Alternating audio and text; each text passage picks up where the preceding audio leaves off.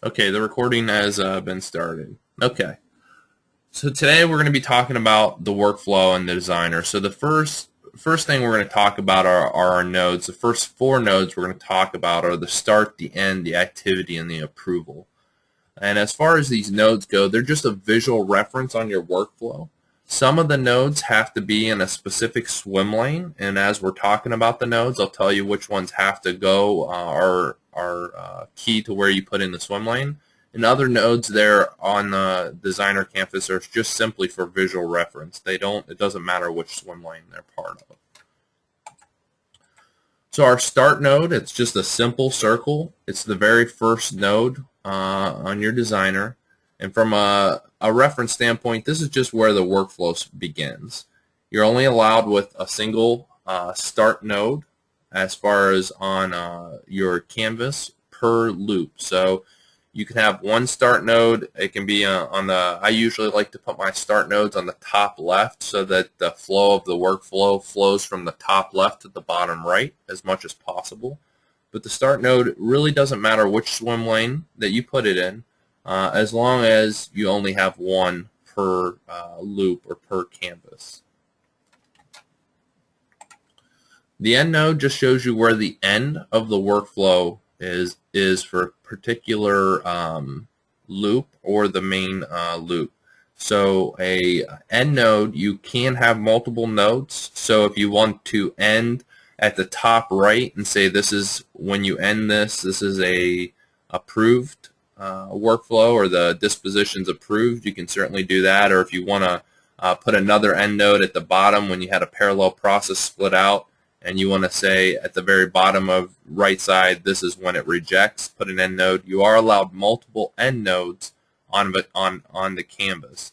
Now with the start node, again, you can only put one. You can have one start, but you can have multiple ends. So the end node does not matter which swim lane you put it in. It's just the conclusion of a workflow.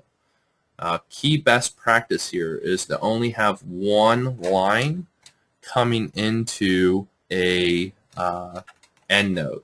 So this is a transition line here coming into an end node. You do not want multiple lines, multiple transition lines coming into an end node. So as a best practice, we say put an OR node here, which we're going to be talking about next, and then have all the lines come into the OR node, and then from the OR node, then we'll go over to the end node. So as a key best practice, just keep that in mind. You only want one transition line ever coming into it. Even though you're able to split it off, use an OR node to join everything back together to go to the end.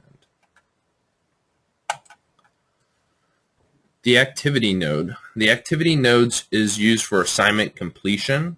It's a task that you're having someone do within your workflow. It has nothing more than just to say that I did this task.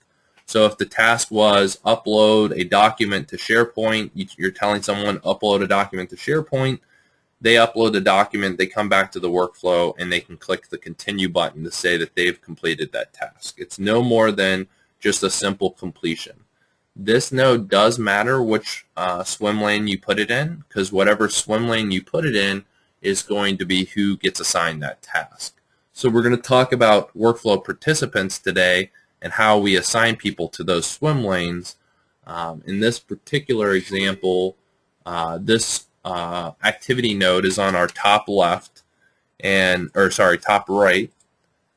Let me click on my little highlighter here. Our activity node is on our top right, and this one is in the originator swim lane. So whoever originates the swim lane is going to get a task that says revise request. Mainly, if we look at this, it says data steward approval. If they reject it, it comes into an XOR node, and then it comes up to our revise request. So that is an activity node. It's a simple complete this task, tell us when you're done. The difference between the approve node and the activity is the approve reject actually allows someone to approve or reject a process based on an approval. So I use these activities sparingly because of the way that the approve reject we're able to do a little bit more with it. But if it's a simple task such as go do this, then click continue, then that's when I'll use activity nodes. The activity nodes do allow you to complete an activity via email. So just like the approve, that you can approve reject via email, you can also complete an activity via email. So when you get assigned a task, it's going to show up on your task list, and you're also going to get an email. When you get an email for an activity node, it says click this link to complete this activity. You can click it and complete the activity without ever having to log into SharePoint. So just keep that in mind, that you are able to do email task completion via this activity node. Our next node is our approval node. This is based on approval, whether it's a purchase order approval or a time off approval if you want to take off a day of work, as well as an expense report approval.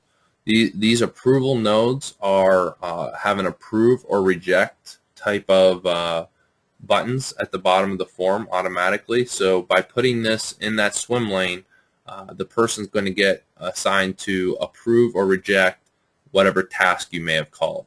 In this case, we see that it's called data steward approval, and this person is going to be approving or rejecting. If they approve it, it's going to go down one swim lane, which is the approved notation here. We talk about transition functions. This approved here is called a transition function, and what you pass in is approved is the name of the function, and then this here, data steward approval, is the name of the approval node. So we're saying if they approve it, go down to the Corp Credit BU financial approval loop. If they reject it, another name of a transition function, then come up this way. And we saw earlier that it was going to a revise step. So this approval node I use a lot. It doesn't matter which swim lane you put it in. So we're going to go ahead and stop here, and we'll exit out, and let's go ahead and jump over to our workflow designer to see these four nodes in action.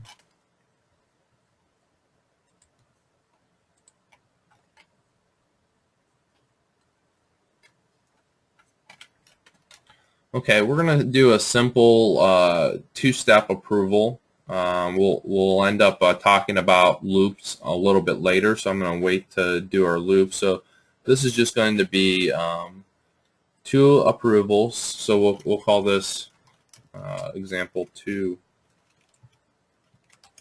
approvals, and we're going to go ahead and tie this to our site, which is our Pfizer training. And we'll go ahead and add some swim lanes. Just a little bit later, we're going to talk about how we change these swim lanes to not be hard-coded. So we'll put this as a manager, and instead of a person from role, we're just going to choose a specific person. This is definitely what we don't recommend, is hard-coding someone's name in here. We'd rather you actually put a participant resolver or workflow participant resolver on your form, or use a SharePoint group, and we're going to talk about how to do that a little bit later. So we'll just call that swim lane CEO, and we'll call this swim lane manager, and then we'll call this one CEO. With the CEO, we're going to go ahead and choose our CEO here. And then we'll hit OK. So now we have our actual two swim lanes along our left side here. We have a manager and a CEO. We're going to drop our start node. If you hover over the nodes, then you can see what they mean. So we're going to put our start node here. And then we're going to go choose a activity for the manager. We'll say, just to see what an activity node looks like in our workflow, so we'll say review request, and then we're going to go ahead and put an approval node down at the bottom here for the CEO.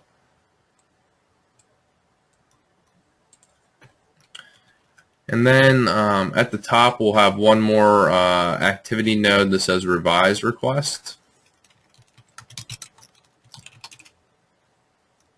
for the originator. And then we'll have an end node.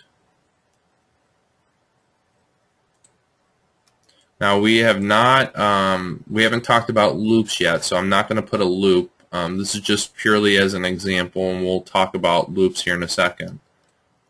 As I said earlier, you can have one start node per loop or per main workflow. So this down here says the name of the workflow is 2 approvals.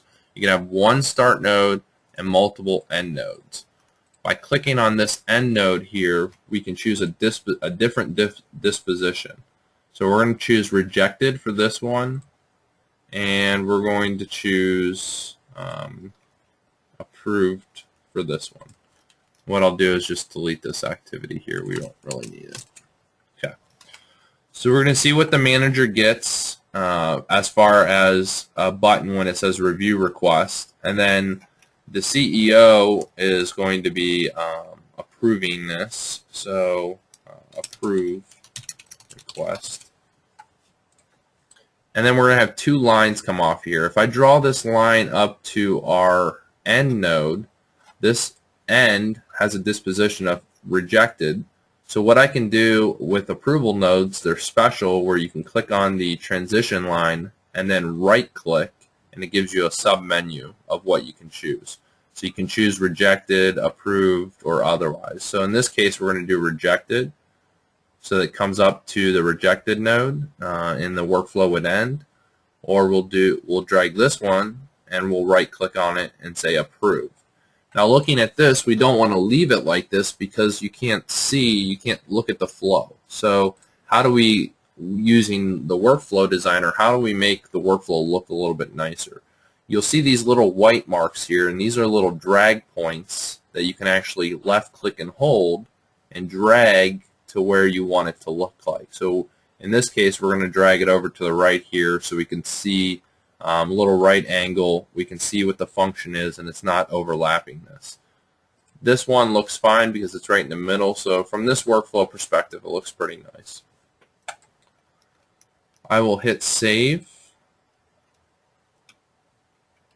and we'll go save it off to our in-class examples here real quick.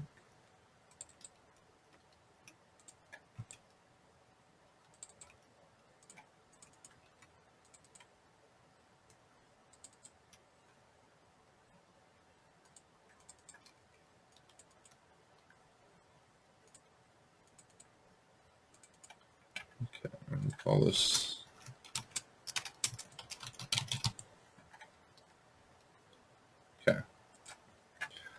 Now you'll notice with the revise request, if I right click here, there's no submenu process like there is with an approval node. An approval node has things. So what sometimes you do with these nodes is to determine whether or not the status column equals something, or if you look at one of your form fields, you determine based on what they selected in the form, then you can route it different ways. In this example, you don't have any other choice. We're going to go update our form real quick and just call it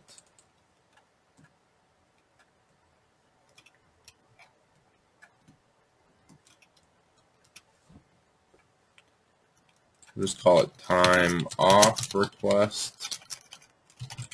And we'll build on this example as we go today, so we'll just save it.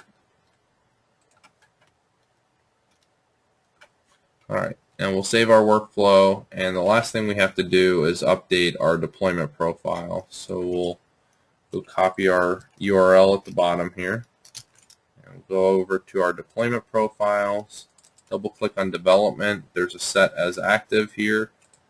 You can see the name of our swim lane CEO and COO and who's actually being assigned. So the manager swim lane is the COO is going to be approving it or clicking continue, and then the CEO is going to be approving it.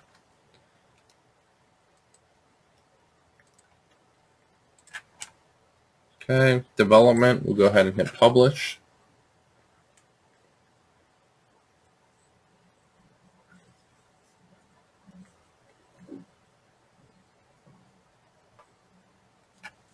Okay, once our workflow is published, we can go back to our site and we can hit F5 on our keyboard to refresh the screen, and then we're going to see our 2 approvals. Now we'll go ahead and launch the form, and we're launching it as employee. If we look at the top right here, it says who the person that's signed in as. So we're signed in as the employee. We'll hit save and route.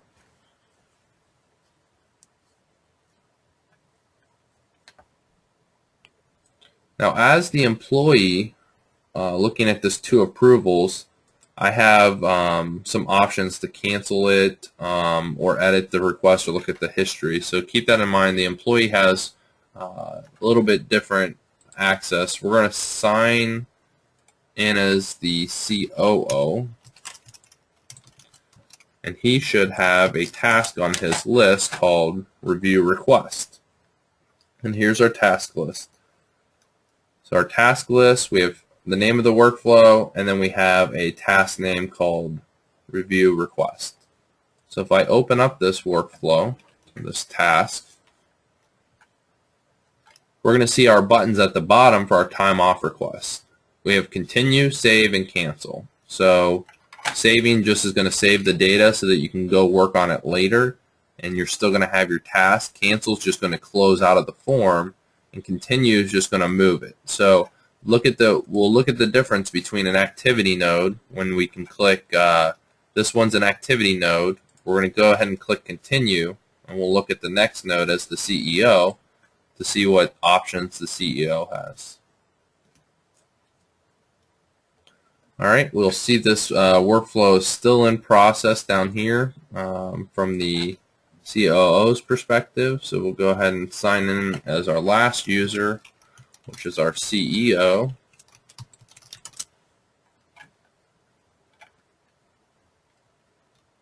And with the CEO, the difference being in this example, the COO has an approve and reject buttons. They have the same save and cancel, but a CEO has a little bit different options. So Justin wants to take off tomorrow. Unfortunately, too many people are off. I'm going to go ahead and reject this. With the rejection node, we can see that it's going to come along this path and go into this end node here, which has a disposition of rejected. So what's going to show up on the employees list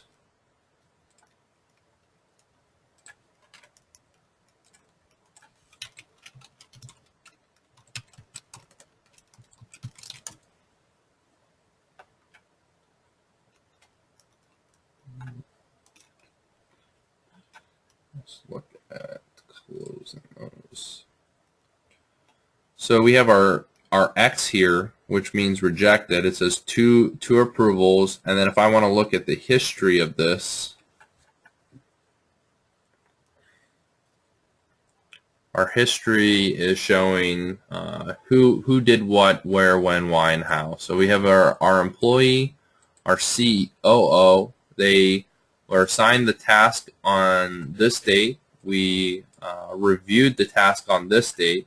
We actually completed the task on this date, and then what our default status on an activity node is complete. So when you have an activity node and you just click the continue button, it just simply says complete. Now it's different when with the CEO. The CEO on this date, specifically talking to the review date, the review date is when someone opens up their task, but it's not when they completed it. So if you want, that date won't be filled in unless they opened up the form. So you can see they were assigned on it maybe this date, but they still haven't even opened up the form. So that's something to keep in mind when you're looking at the review date. And then the completed date is when they actually completed their disposition. So in this case, the CEO rejected it with 0 comments. Okay, so those are the 4 types of nodes that we just talked about: a start node, an end node, an activity node, and an approval node. And with the approval node, we have transition functions coming off. So we'll go ahead and go back to the PowerPoint deck and talk about some plugins. With the plugins, there are over 42 custom plugins. It's your on the The plugins node is right next to the approval node as far as where it's located in your top bar. The plugins are automated actions. They're more of helper functions. Like I said, there's over 42 of them that were out of the box that come with Winshuttle, and then you can create your own. So you can use C# and create your own custom plugins. Some of the things you can do with the plugins is you can copy a form, you can send an email to an outside contact, you can update a SharePoint list or library, or you can export form data to a database. These are 4 examples. There's plenty more that you can do with a plugin. Our next node that we're talking about is a loop. With a loop, it allows you to iterate over a process until a condition is met.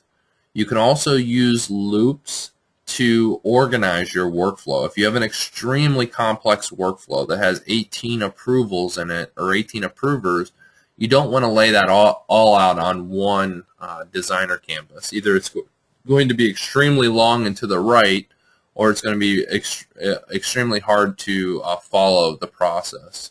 So as we showed the before and after picture of session 1 of what not to do, we used loops to organize the actual process below it so that you can easily read down through your process. We'll go ahead and stop there. We're going to go ahead and start up our virtual machine, and let me start this up. And I'm going to flip over here and we're going to go back into this. So instead of, we're going to go ahead and update our workflow here. Instead of letting the CEO just reject it, we're going to give the originator an option to approve or reject it. So instead of having our CEO here, we're going to go into an approval loop. So that's our second node over here that says loop block. We'll put this here and we'll call this time off request approval. And when you click on a function, if you click on the end, or a transition line, if you clicked on the end one here, it allows you to move this line, and you want to drag it right to the center, and it'll connect to your new loop. So in this case, we're going to go down to our time off request approval. And when I go into the time off request approval, if I double click on it, it's going to show up on the bottom here. So this is a time off request approval. Now, as far as the conditions of our loop, we have 2 properties over here for our loop. We have a repeat until, or we have a while condition, or a none. So when I had 18 approvals into a capital expenditure request or a PO request, there was 18 different approvals. What I did is I just set this to none and started modeling my approval for a manager or a VP of sales or whatever you may be modeling for your workflow. I modeled it inside this loop so I didn't make my main canvas extremely complicated and hard to read. In this example, we're going to repeat until a condition is met. So I'm going to change this back to repeat until.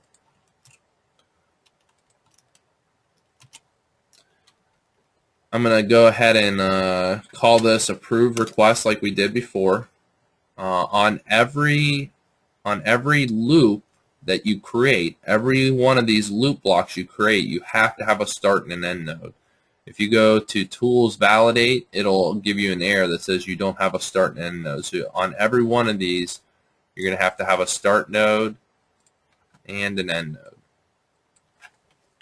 So what do we want to do? In this example, it's going to come into the loop. We're going to ask the manager or the CEO to approve it. If he rejects it, we're going to give the option for the originator to revise request. So we'll go up here to revise request. We'll right click and say rejected. I'm gonna use an OR node even though we haven't talked about it yet, but I did say that we don't want we do not want multiple lines coming into an end node. So I'm going to go ahead and draw a line here, and I'm going to draw another line up top here.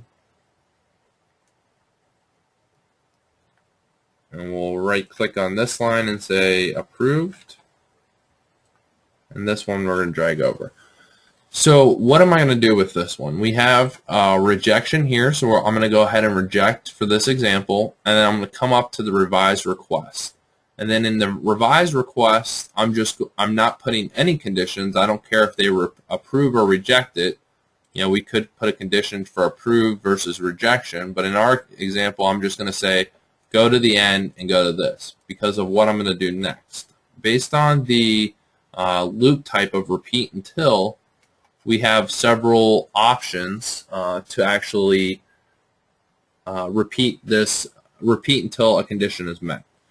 So the first condition that we're going to say is met is, and I'm going to explain two things. I actually put in an enhancement. So if I right-click to Winshuttle, so if I right-click on this and say functions, we can see I don't see all the functions for a loop. We'll talk about transition functions and what they are a little bit later. If you hold Control on your keyboard and hit the comma button, that brings up any approval node. So you see approve request, that's over here is approve request. If you see revise request, it brings up this approval node. So that's Control and comma. Control and semicolon brings up any transition functions. So you can see an approved function there. You can see days, insight group, match. There are a lot of different functions that you can use on a transition or in a loop. And then the last thing is control period. Control period will bring up any of your SharePoint columns, if you had columns, or any of your InfoPath fields. So in this example on our form, we don't have any fields inside the form. We just get the out-of-the-box ones that come with every form when you're creating a Winshuttle application. So what I'm going to do is change our repeat until. We're going to say repeat until, and it's going to have approved. And then which one are we want to say repeat until what's approved? Well, repeat until the CEO approves this time off request. So that's our first iteration. So we don't want to leave the originator hanging if he sees the CEO said, you know, you can't have off Thursday, but you can have off Friday. We want to allow the originator to revise the correct request, and then we want him to be able to send it back to the CEO for approval. However, if he doesn't want to take off Friday, we should allow the originator to reject the revised request and say, go ahead and end the workflow, and let's just make this, go ahead and end the workflow, and I don't want to take off any more days, just cancel my request. So I'm going to put a pipe for OR, and then I'm going to choose another transition function called rejected.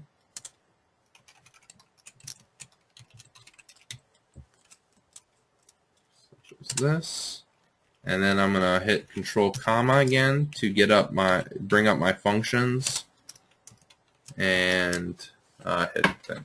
So as this reads in English is if the CEO approves it or the originator rejects the request, go ahead and exit out of this loop. So that's how we have an approved here, and we say or rejected, and then it exits our loop. I'm going to go ahead and click OK on this. Now I'm going to go back out to our main canvas by clicking at the bottom here, our two approvals. And then we're going to have a status coming to rejected like we did before, and a status coming to our approved. And how we get the approved is we just simply do the same thing we did before, as saying approved, and we want to, if I want to show some examples of how to use the nodes here. So approved, and then choose, I right click on anywhere inside of our white box here. I choose nodes and say approve request. It's going to fill that in for me just the same as if I hit control comma. So I click approved and approved request, and it's going to come up this way. And so basically the only way it's going to go to an approval status is if the CEO approves it. On this one, we're going to say otherwise, or any other status besides the CEO approving it. We're going to go ahead and go to the end. So that's what the otherwise here is for. We'll go ahead and hit OK.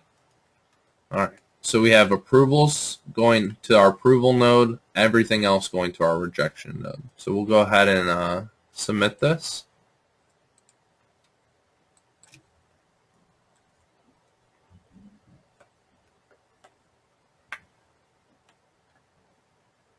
All right, our solution was published. Let's go ahead and take a look at what this does.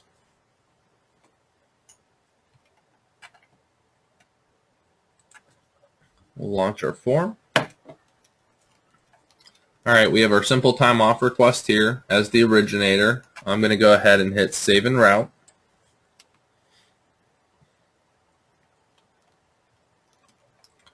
The very first thing that's going to happen is it's going to go to the CEO or COO for approval.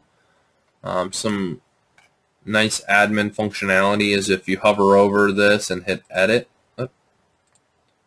Hover over and hit edit. As an admin or a site collection admin, you can come in here and say, see, this is assigned to the CEO.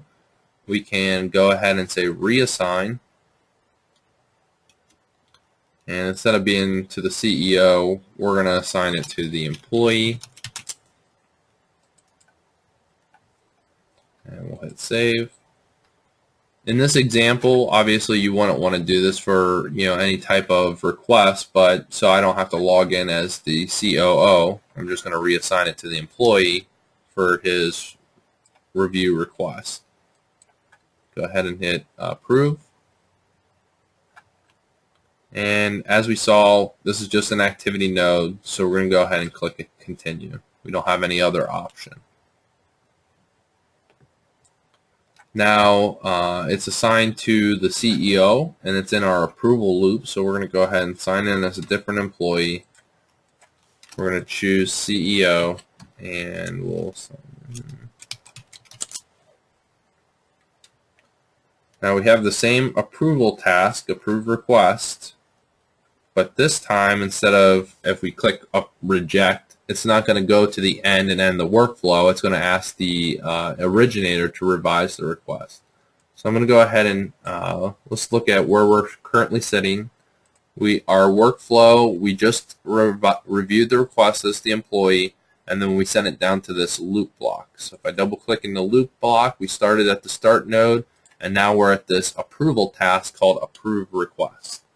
Now sitting at the approve request, if I approve it, it's going to go over to the end and go to here, and if I reject it, it's going to ask the originator to revise it. And then based on when it hits the end node, it's going to look at the entire repeat until condition and say, are any of these conditions met, or are both of them met? You can have a two-step approval inside of this and say the CEO and the CFO have to approve it before you can exit this loop. In this case, we have an OR node, so either one of these. An AND node, or if we had AND here, instead of OR, AND is represented by two ampersands. So we hit ampersand, ampersand, and then that would say both conditions have to be met. But with an OR condition, only one of the conditions have to be met. So we're sitting right here. We're going to go ahead and reject it, and we're going to send it up to the originator to revise the request. Click reject.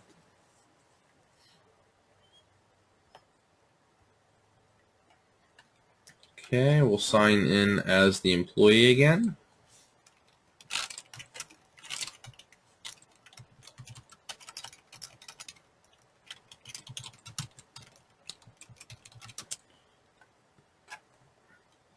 Okay. As the employee, we have a task on our task list called Revise Request. If I go ahead and open that up, we're going to get two options as the employee. We're going to get an approval option and a rejection option. If I approve it as the employee, that means I've made a modification and it's going to go back through the loop. If I reject it as the employee, then it's going to go ahead and exit the workflow. So in this example here, I'm going to go ahead and reject it. So based on the rejection, I'm going to go ahead and approve it. So if this is approved and this is rejected, neither one of the conditions on our loop have been met. So it's going to go back to our approval for, or our CEO for approval. So I'll go ahead and hit approve here.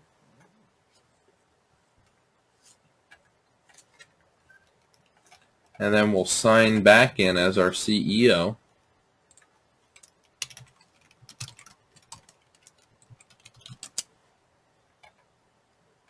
And we'll see on the task list that he has that same one called Approve Request. If we hover over the task list and hit Winshuttle History,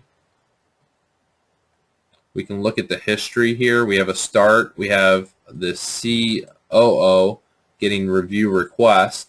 We can see the status over here that was reassigned to the employee. So now we're keeping the workflow. It's auditing everything that's happening, reassignments. We can see the employee here completed his activity. Then we see the CEO at this time rejected it. So then it went back to the employee to revise the request. Once the employee revised the request, he clicked the approve button.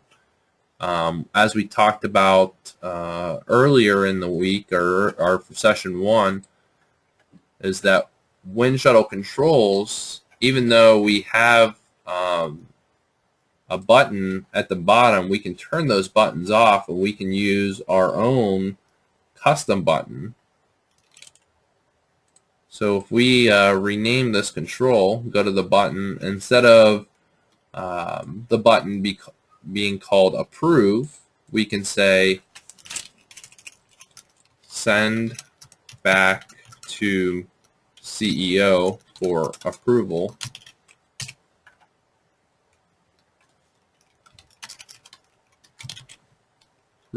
And hit OK. And we'll see later on when we talk about in session 4, when we talk about Winshuttle configuration, we can see that we can configure the default buttons at the bottom to turn off and only see this button on the form. So this means a little bit more to an employee than them clicking the approve button. So the approve button may not necessarily to them tell them it's going back for approval. So in this example, we would probably have two buttons. We'd have an approve button, and then we'd add another button to our form. And this button, what we would do is label this cancel request, and then we would make this the reject button. So to an employee, this may make a little bit more sense than what we just saw where they have approve, reject. These two buttons, even though they have the same functionality tied behind them, they mean a little bit more to the employee filling out the form. So it's sitting with our CEO now for approval. It's just been assigned to him, so he hasn't approved it. I said earlier the review date doesn't get filled in until the CEO actually opens up the form. So I'm going to go ahead and click on my task as the CEO.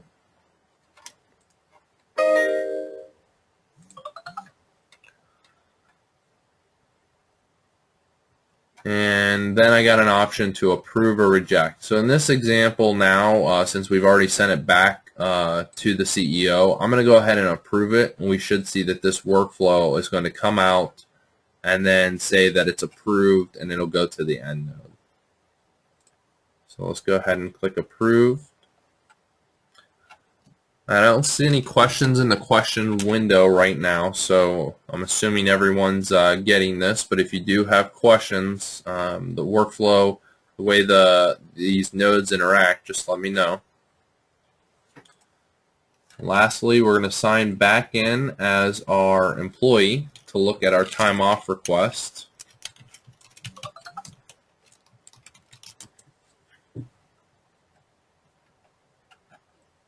And we'll see this one right here as 2 approvals, and it's now approved. We can also look at our history and see when it got approved. So we see here that the approved request by the CEO on this date. So that's loops. Let's look at.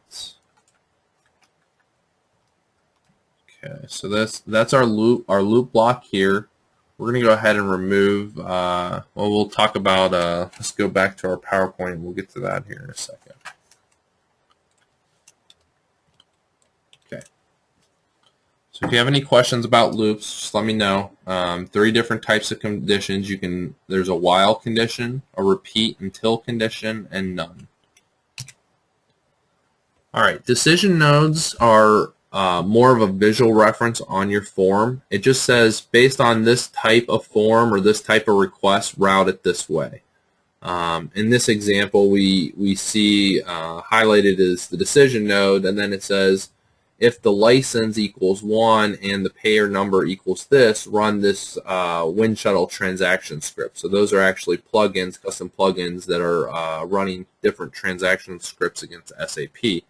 But they can also be used in your workflow to branch and make conditions that says if the time off request is jury duty, go this way. If the time off request is vacation, then go this way, and so on. So you use decisions for more of a way to visually represent where your workflow is splitting based on conditions. The decision node does not matter which workflow or which swim lane you put the decision node in. So you can put the decision node in really whatever swim lane you'd like. Our next node that we're going to talk about is a notification node. This node is used for sending emails to people that are within that swim lane. So it notifies the participant of the workflow progress. It sends data or a task without assigning somebody a task for your workflow. So in an example, if we set up a purchase order request and we allowed the application owner to said, based on a certain dollar figure, that these people need to be notified, or they need to be an approval, or they don't have any part in it. So an example is for a controller. If the purchase order request is over $1,000 and under $5,000, then just notify the controller that a purchase order request was submitted. But don't make the controller approve it. We just want him to be notified. In another example, you would send a notification that you finally got to the end of the workflow. There's 10 different people that participated in your workflow doing approvals and doing activities. At the very end, you want to send every one of them a notification that says this capital expenditure request was approved. Another example is we've had a requirement that said if someone rejects it, if there's 18 approvers and one person rejects it, everyone that was before them needs to be notified that capital request was rejected. Because if I approve the capital request, I'd want to know if somebody after me has rejected it. So let's take a quick example of the notification node and talking about that specific requirement there. Go to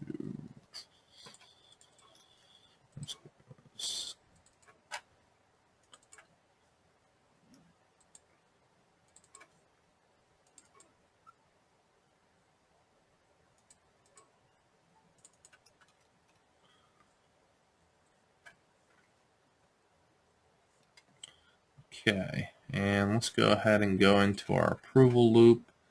If I look at these loop conditions, we can see that each one of these loop conditions over on the right is none.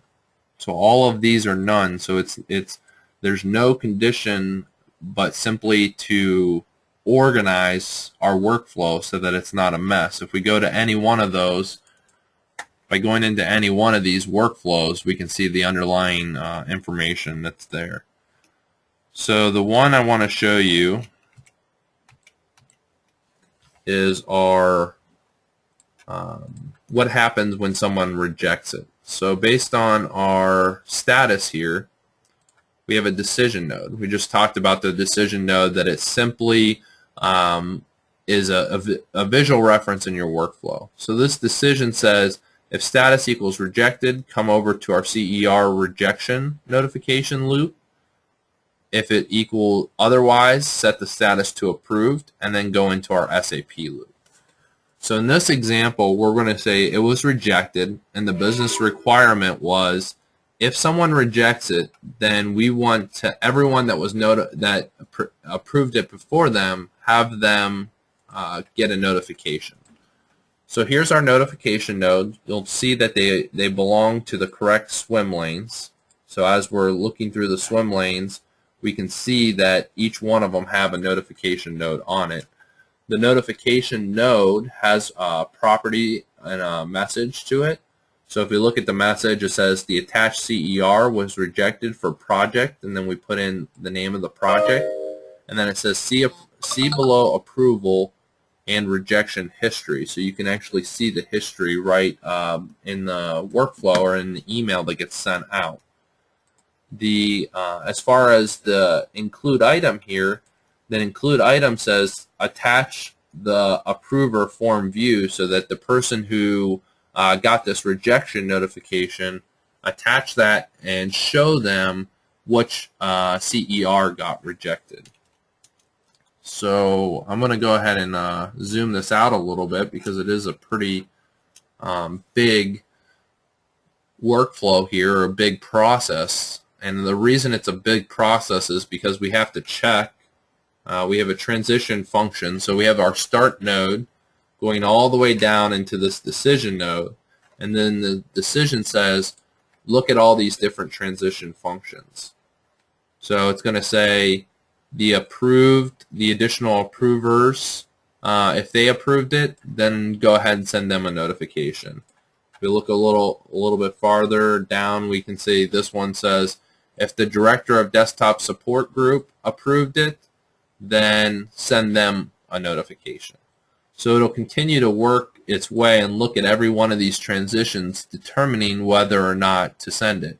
And if I'm if I was, for example, the director of desktop support group here, if I was the director of desktop support and I'm the one that rejected it, then I don't need a notification, because I already know I'm the one that rejected it.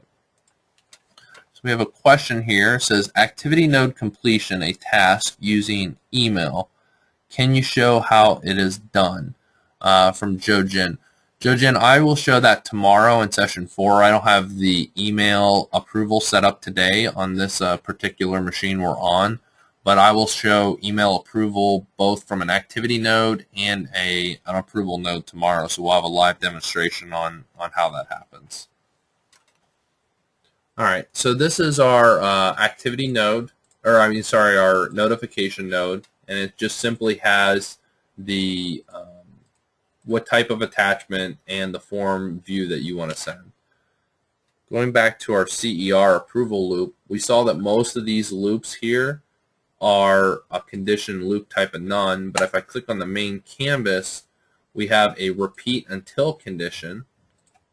And if I open this up, it says repeat until the status is equal to approved. So if the CER ever gets approved, the status gets set to approved, and we're going to keep on repeating until that gets approved. And then we have an or status is equal to canceled. So that canceled is important, because if we go ahead and look up at our revise loop here, our revise loop says to allow them to continue continually revise the request, and it will continue to loop until the person who submits the form, they can choose to cancel it, or they can choose to or send it back for approval. So I'm going to show you a real live example of the revised request, because it helps to see a little bit more of the form versus just our in-class examples. So we'll look at the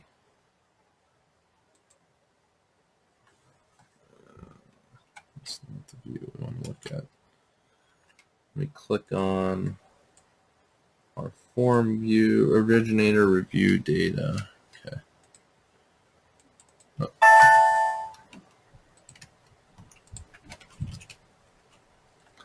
All right, we'll launch. Oh, there we have it open. Okay. So on this page design here, we're going to flip over to the originator review data. So the originator has the option at the very bottom to cancel request.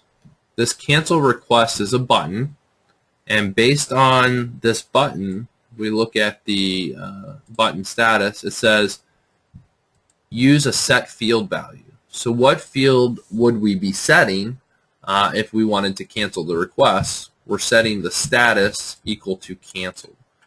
So based on our original loop here, back at the CER approvers, the CER approval loop says repeat until status equals approved or status equals canceled.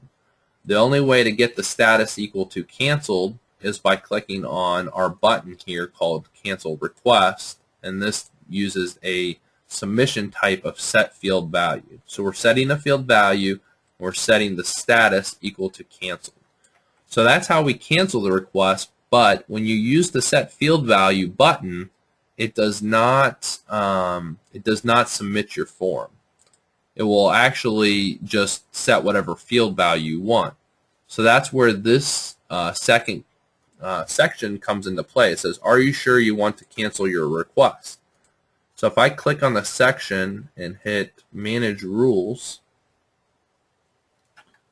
which is right here, we'll see that this section has a formatting rule type, and it's based on a condition. So we say if the status is not equal to canceled, hide the request. But when I click the cancel request, it actually sets the status to canceled, so this section's then going to show.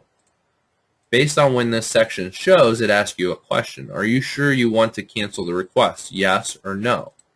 So if I right click on the yes button, even though we called it yes, the status is submission type is rejected. So that says that, you know, if they're actually saying yes, they want to cancel it, we're going to make it a rejection. If they click no, what we're doing is doing another set field value. We're setting the status back into review request. Once that status gets set back to review request, this section hides again, and then this section up top it will actually show. So I'm going to go ahead and click don't save, and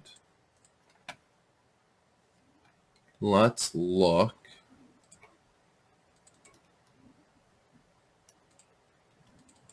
at this in action. Okay, we're gonna go to our start node. We're gonna say set status equal to in process using a value setter. We have not talked about the value setter. We've only got to the notification node. We still have the and or the value setter to talk about. But to go ahead and talk about the value setter, since we're already here, the value setter sets field values within your form and columns within your list. So if I click on this drop down here, we're going to see every single form value that I have. We'll also see a SharePoint column up top here called status. So we're setting this to in process. Then we're going to go look at our approval loop, and the approval loop says repeat until status is equal to approved, or status is equal to canceled, just like we saw before into our CER approval loop. And lastly, if I go down to our approval loop, we have a manager approval and we have a rejection coming back up to our our originator. And if they approve it, we're going to set the status to approve. Otherwise, it's just going to continue on. So let's look at the form real quick. We have the originator, and we just have a simple view with the status called saved. We have a approver view, and the approver view is going to have approve reject button on it, and then it's just going to move it to the next spot in the workflow. And then lastly, we have a revise request. The revise request has a section here that says resubmit, cancel request, or close. If we look at the resubmit button, it's going to be just an approval, so it'll continue on.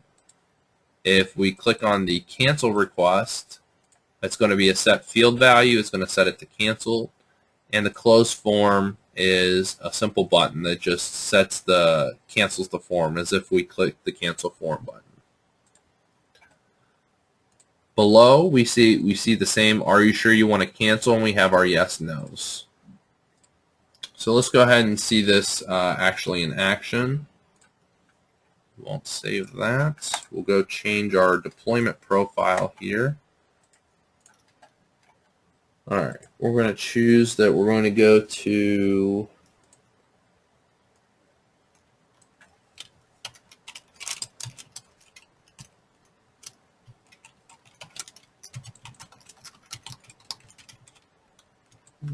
one training.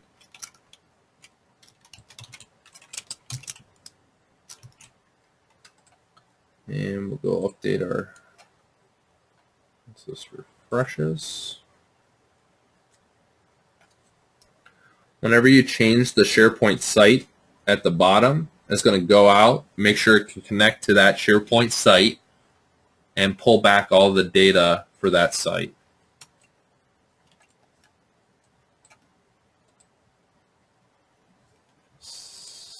And we may, I think I opened it in the wrong spot.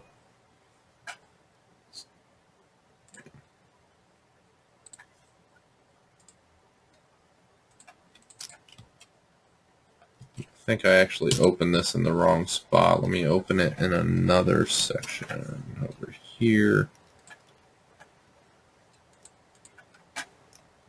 And I'll go ahead and copy this to our in-class examples as well.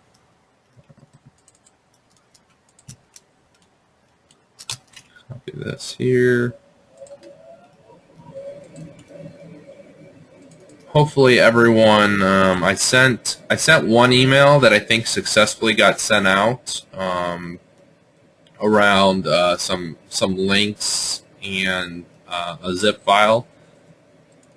I've been trying to send you the examples in class here, but they keep on getting rejected from the server. So I think it's just maybe the size may be a little bit too small. So I'll try to send after class today another these examples that we're doing. So let me go down here and change our URL to our Pfizer training.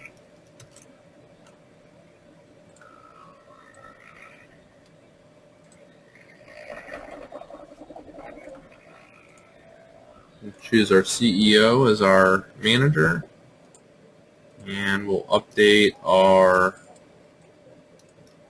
deployment profile here. All right. We'll go ahead and say save. Let's just see this in action.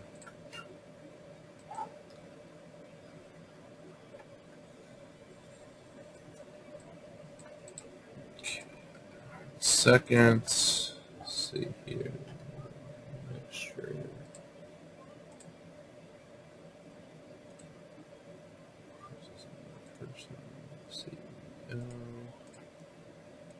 Let's go to tools.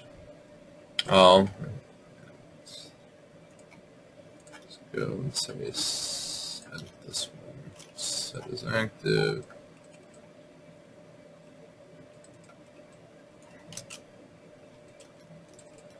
You'll notice that even though I changed the swim lane to CEO, that it still has the deployment profile. So the deployment profiles will still keep whatever's active there. So I just changed it to staging to a different one and put CEO.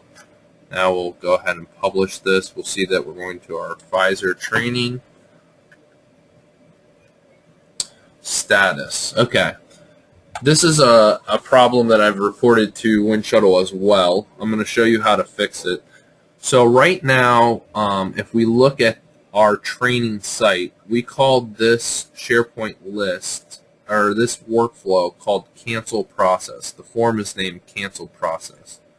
If I go to our training site, what this error is saying is there's no list called cancel process, and there's no column in that list called status.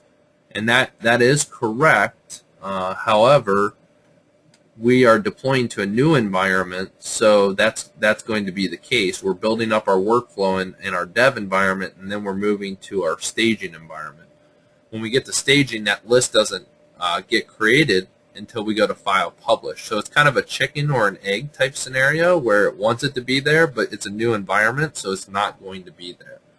So how I solve this problem is pretty simple. I say File, Save Solution As. I'm going to make sure it's in our custom training, and I'm going to call this No Workflow.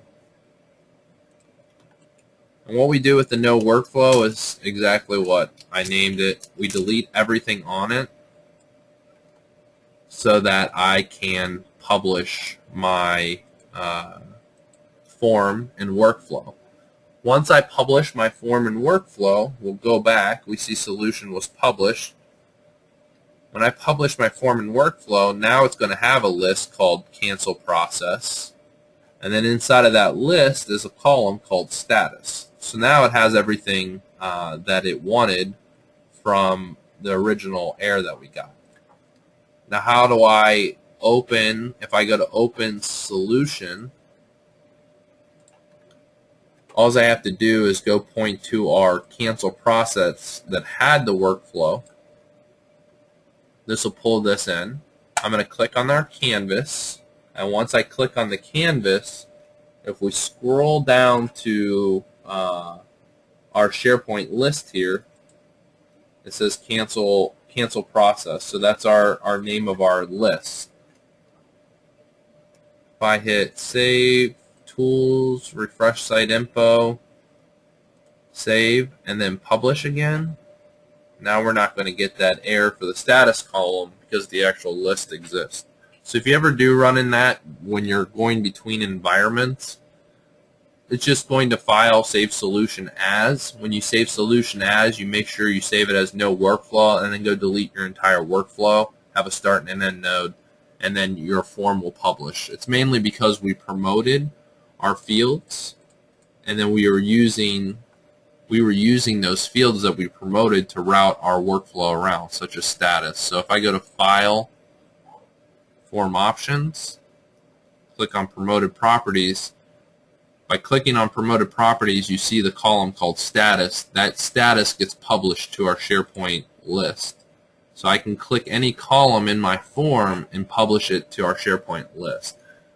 As a best practice, we say publish as many items or many columns or many fields as you can to your SharePoint list so that you can drive your workflow, and you can also drive reporting out of SharePoint. If you don't promote something in the beginning, then you're going to end up at a point that someone says, well, I really want to see what the status is of all these forms. Well, the 50 forms that are currently in process are not going to have those as promoted. You're going to have to backfill them. Whereas if you start out at the very beginning promoting as many fields as possible, then you won't have that scenario where you'll have some forms that have a status and some don't. So I'm going to go ahead and cancel this. Let's go ahead and look at our workflow here. Okay. As the originator, as the employee, I'm going to go ahead and click Cancel Process as our form that we're launching. we're going to see the status set to stay or to saved as default. We'll see that the next function that we hit is going to be a value setter, and that value setter is going to set it to in process. Right here. Alright, so we'll go over to our employee and we'll go ahead and hit save and route.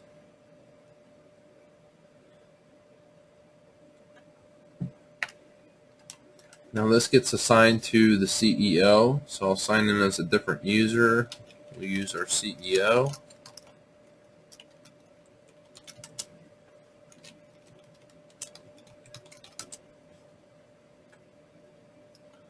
Alright, as the CEO, we have a task on our list called Manager Approval, which in our workflow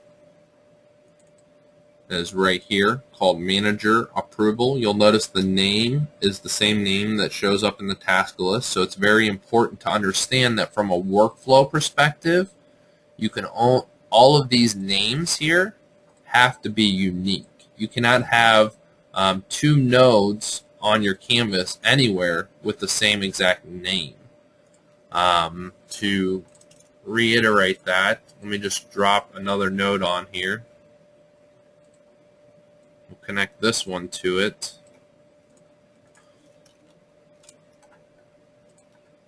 We'll call this node Manager Approval.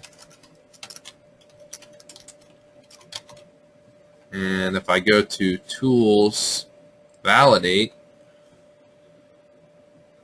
you get the item has been already added, a duplicate key Manager Approval. So that's the error you're going to get when you try to add multiple names to the designer. It will not let you publish that way.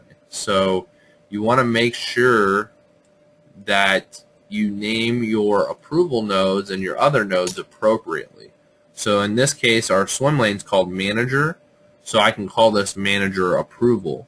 What really helps people is if you're doing a time off request, you can call it time off request, TOR, or you can put time off request Manager Approval, so that the person that's approving it can see what they're approving, what's being sent to them. So these names are key. I'll call them time off request Manager Approval, time off request CEO Approval. I'll name it to the swim lane that it's actually responsible for. But I always do put the name of the workflow as the beginning step, because we know there's going to be 20 or 40 workflows in our organization, and it would get pretty confusing as an approver to know what you're approving it, unless you have to open up the form. So we like the email notification to go to the approver that says time off request approval, Manager Approval, and they know they're going to be getting a manager task to approve a time off request. When I change this name here, this Manager Approval, you're going to notice these transition lines change as well. So Winshuttle's smart enough to say, well, we had this tied to this node here. Let's go ahead and change these nodes. We're currently signed in as our CEO, so we'll go ahead and do a Manager Approval. And we'll see right here the status is in process. So we use the value setter, which is a node we're just bringing up now. The value setter here will set the status of any form field value and any column in your workflow or form. So we could also go look at our list called Cancel Process, and we'll see over on the far right that the status is equal to cancel, or sorry, the status is equal to in process. You can hover over any form here and say Show Form.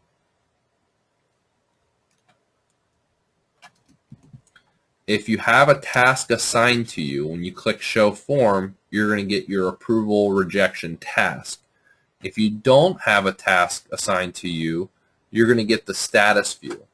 So we had talked about those special views before that we can create that shows somebody information about the form that necessarily doesn't have access to change or approve it. So that would be our status view. In this example, we're going to, as the manager, we're going to go ahead and reject it so we can see what happens when we go to our revise step. So we'll click reject.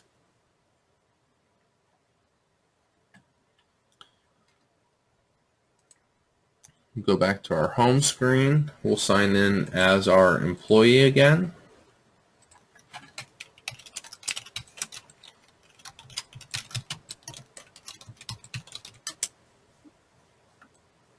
Okay, as our employee, we have the task name called revise, which is going to show the employee a different view than what the approver got to see. The employee is going to see these buttons called resubmit, cancel request, and close. So we saw the form earlier. When I click cancel request, it's going to ask me, are you sure you want to cancel the request? If I hit no, let's go back here.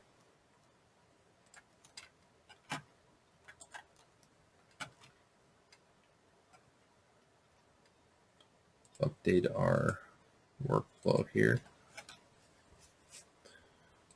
No is supposed to set a field value, and in our case I had it as cancel, which is a bug. So this is why you want to set. That's why you want to test your workflow. So no is supposed to be a set field value. If I click cancel again, look at my buttons. Instead of being cancel, it needs to be set field value, and then the status is supposed to be to in process. So we'll go ahead and save that, and we'll republish it so that we can get a good example here.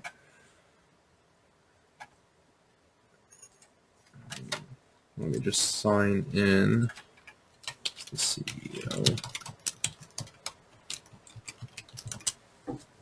We'll go ahead and cheat and sign in as the CEO so that the next approval task that comes to me is to the CEO, so I don't have to sign in as a different person. We see the status equals saved.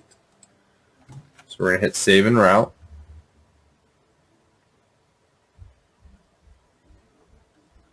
And then I'm going to click on cancel process. We'll see the status is equal to in process. We're going to reject it as the CEO.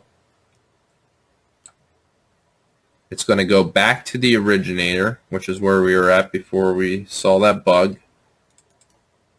It's going to go back to the originator as revise. So we see right here it says revise, and I'm going to go ahead and click on it. And we see our status is equal to in process. I'm going to click cancel request. See how the status got changed to canceled? And if I click no, it's going to set the status back to in process. So that's how we're able to show and hide these different buttons and these different sections based on that status showing and hiding. So let's just look one more time just to show the form one more time so you can see the formatting. Click on page design, revise. We'll see our two sections. We have an upper section here, and then we have our lower section. And then if I click on the upper section and click on manage rules, it's going to have a, click on that, it's going to have a rule that says if the status is equal to canceled, then hide this section. So if the status equals canceled, hide everything that's inside of this group. In this example, in this section down here, it says if the status is not equal to the canceled, if it's in process, then hide this section. So by using these fields here, by clicking these buttons, we're able to simply see the form changing and allowing the user to cancel a process. So cancel. We set the status to canceled. In this case, we're going to go ahead and say, well, the originator doesn't doesn't want to revise it. The originator decides they're just going to give up. So we're going to say set the status to canceled. Are you sure you want to cancel? We'll go ahead and click yes. The yes button is tied to a rejection. So it's going to go ahead and reject the form. Let's see here. In this example, repeat until status is equal to approved or canceled. It's going to come out of here, come out of the cancellation, and then it just goes to the end. As a simple example, we could say if status equals canceled, make it show up as rejected. As you can see, I did not. I just said go to the end. So if we look at our thing here, we see a little checkbox.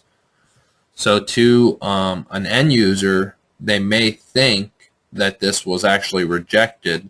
So that's why these dispositions at the end are so important.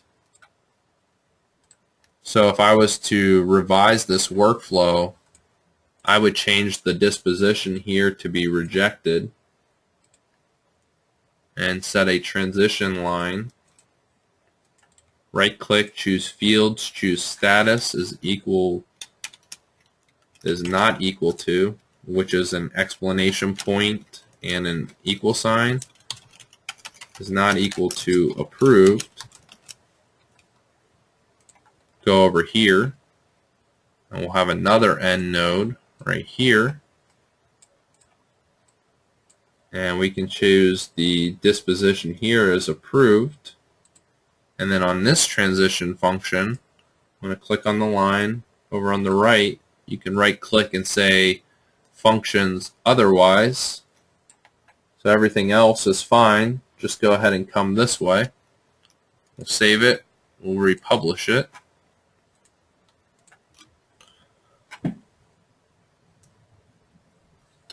And Jujin has a question that says, how to set a status view for someone who does not have access. How to set a status view for someone that does not have access. So the preprocessor view, the ShareViz preprocessor view, there's a couple different ways to give somebody access. So if they don't have access, the first thing inside of SharePoint you can do is click on your list, click on list, and click on list permissions, or sorry, list settings. If you click on list settings, one of the advanced settings is read access. It says read access specifies which items users are allowed to read. And you can say read all items. Or you can say, which is the default Winshuttle, is read items that were created by the user. So what I end up doing is I come in here and say read all items. So allow everyone to read all items. Now if you have a security requirement that says, well, everyone is not allowed to read all items, you're only allowed certain people, then you can still say read all items, but what you want to use is the set item permission plugin, which is right here. If we click on this plugin and choose set item permissions, you can specify in this particular plugin who to give permissions to. So say you wanted to give permissions to the CEO. And I don't think you're supposed to have that. Click add. So now we're giving the CEO, we'll say give them read permission. And then we want to say copy from parent is equal to false. So we don't want to copy the permissions from our parent. We had said before when we were talking about SharePoint and security that you can inherit permissions from your parent. So the individual form can inherit from the list can inherit permissions from the site. In this example, for the set item permission, we want to say don't copy from the parent, so we want to set that to false. We want to say give this particular user access to the read access to the form. Now when that user, based on your question, when that user goes to click on the form, they're not going to have a task assigned to them. So instead, they're going to see a view called ShareViz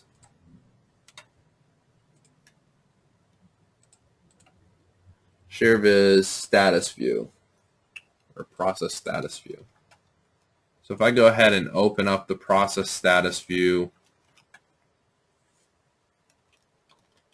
we'll just say this is a status view.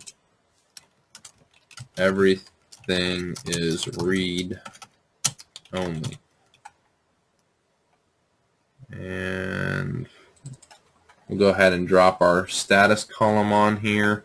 We'll right click on the text box and say display read only. So don't allow the user to change it.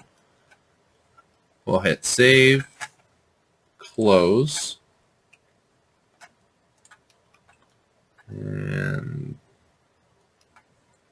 instead of being the CEO, I'm going to change this to the manager. Let's call this test manager.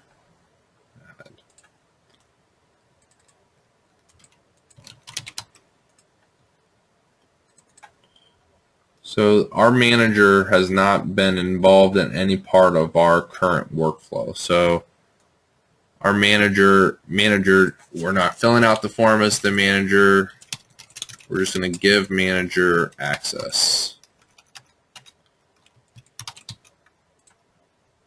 And we'll put this right before. You hold shift, you can highlight multiple nodes and drag them over at once so you can make a little bit more room.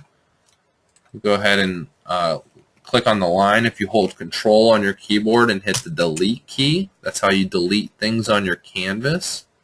Control and delete, so you can't just click the delete key because it's not going to delete it. Then we're going to go ahead and connect this and then connect this. We'll hit save and we'll publish this workflow.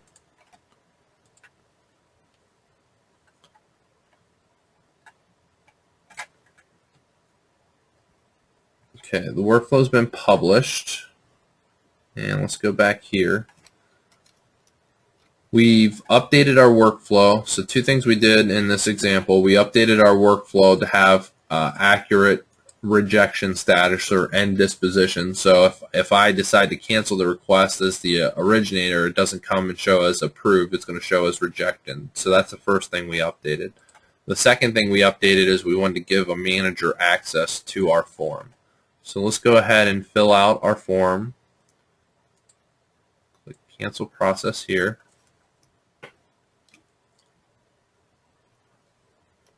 See it saved. We'll hit save and route. Hopefully I passed in all the parameters correctly and don't get an error.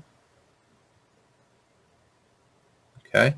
It's currently sitting with the CEO for his approval. However, if we go look at the cancel process here, if I'm looking at the last one that just got done, I'll click on Manage Permissions. And on the Manage Permissions, we see this item inherits permissions from its parent. Let me see here. It should not be inheriting from the parent.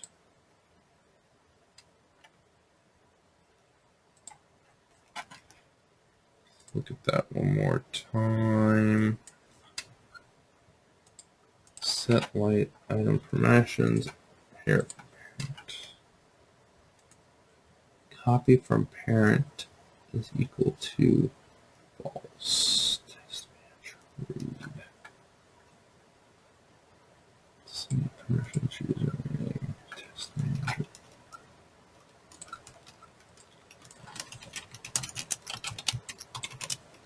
So test CO.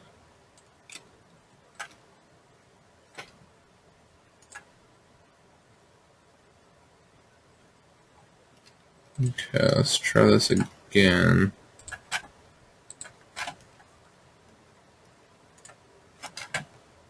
It's a process. Cancel process. We'll say fill it out. Save and route.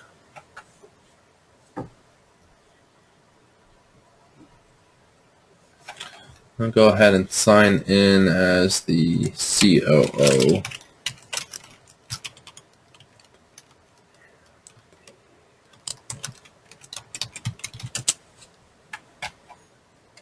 Okay, so the CEO can see this process here. We see the cancel process, even though the COO is not currently participating in this workflow. If I'm looking at it, I can see it's there, but currently the task is assigned to the CEO. So as the COO, I can just see this little icon here that means it's in process. So if I click on this icon, or if I click on that form, the question was asked, how do I give access to people? That's how you give access to the person, by using the set item plugin. Let's see here. Now let me sign in as the CEO. All right, as the CEO, I'm going to go ahead and approve this. Or, sorry, I'm going to go ahead and reject it. So based on the rejection, it's going to come back up to my CEO to revise the request, and then we're going to get our same buttons that we saw earlier as a cancel request, a yes, no. If I click no, it comes back to our status gets back set to in process. If I click cancel request, it says, are you sure you want to cancel requests? We'll go ahead and hit yes this time. And the key difference of before last time and this time is this time we're going to see a rejection button. We'll see that the cancel got rejected, hopefully. Or is it approved? Let's see.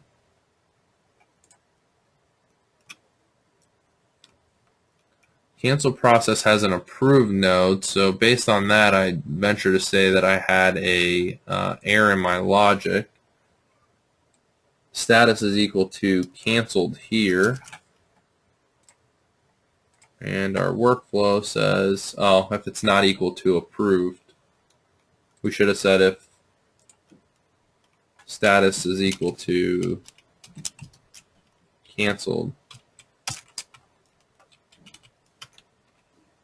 then go this way. So I did have an error in my workflow. So again, it just reiterates the fact you need to make sure you test your workflow. So if status equals canceled, we wanted it to come to reject. Otherwise, we wanted it to show approved.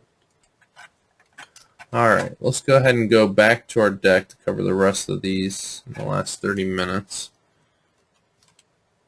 If you have any questions about that, just let me know. Okay, we're going to cover the AND node and the OR node. So I'll use my laser pointer for this so we can kind of follow the logic.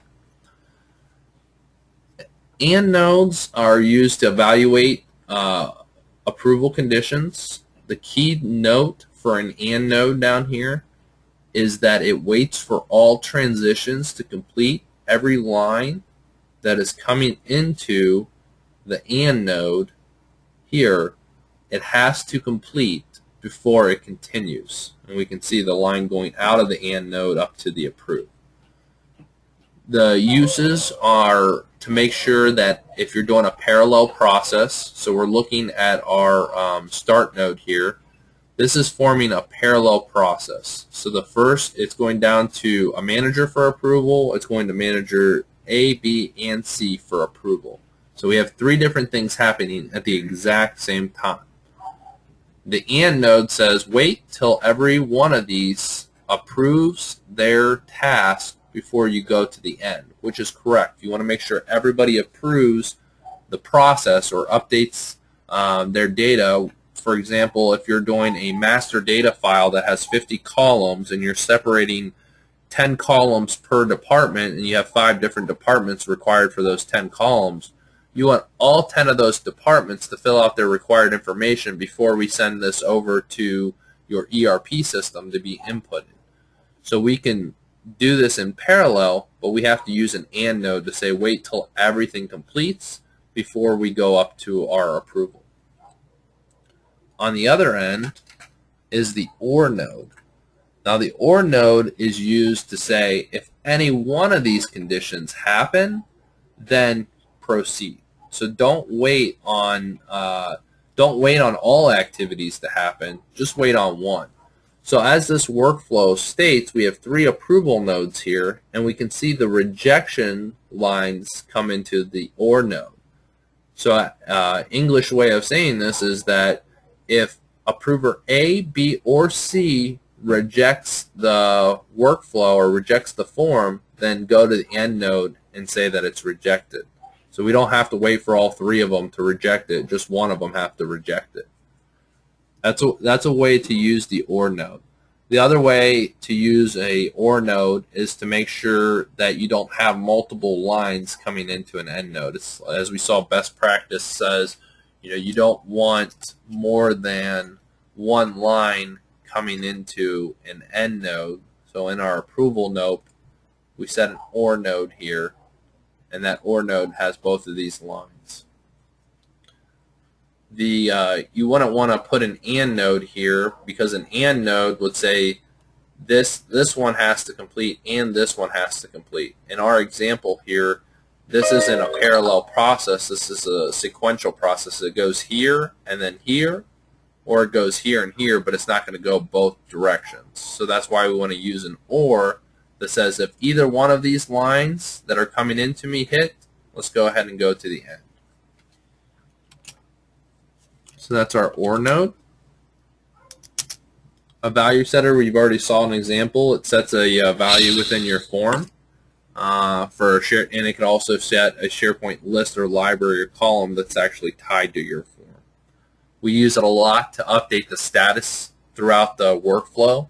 So when we create our user documentation, our training documentation, we list out every status that we set throughout the form. And by showing them a in process means it hasn't been approved by these people, or we set the status to manager approval. We'll set the status to controller approval, so they can simply see, looking at the status, they can see which step it's currently setting on. A lot of times people don't want to go click on the form and open up the history to see where it's currently setting. They just want to look at a simple status. So we'll use that status column to be able to allow people, and use this value setter to be able to update the status as the workflow progresses. The one key drawback is that with a value setter, and for any part of the workflow, if I go to my current running workflow here, we see that the status, we'll just show an example here.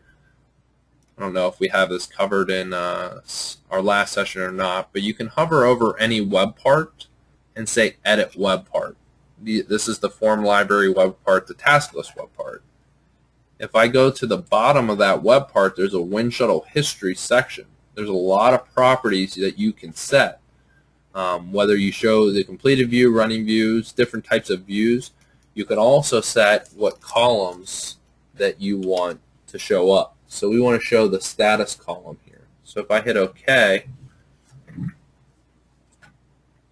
we can see up top here that the status column's filled in. So I'm going to go ahead and hit page. Oh, we're already out of edit mode, so let's go to our running workflows. So by clicking on the icon here, approved, rejected, and saved, it's filtering out and only showing me ones that have those columns. So right here we have our cancel one that's down here that shows our status of in process. So we added that to our task list. So it's great from a user's perspective to see that that's currently in process.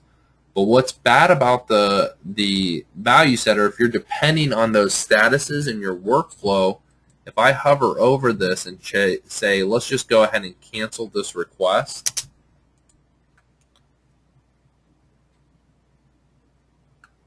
and let's cancel this one here, which is probably the one we have. Cancel request. Okay, we see that that status is off of here, but let's go look at our rejected request. Here's the one we just rejected, but look at the status. The status does not get set to approved or canceled.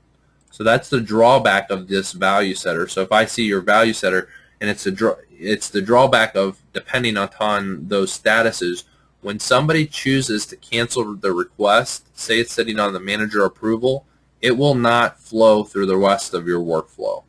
It simply says, if someone cancels the request, wherever it's at, cancel it. Don't worry about the rest of the workflow.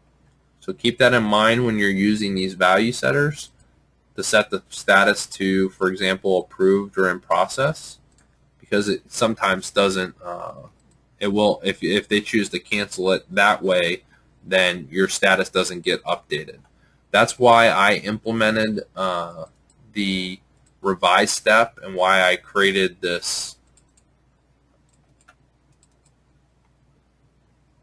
Why I created these custom buttons on this form allows the user to cancel the request via the form, and allows us to update the status accordingly. The status is equal to canceled, versus as you saw before when I just canceled the request up here, the status still equals to in process.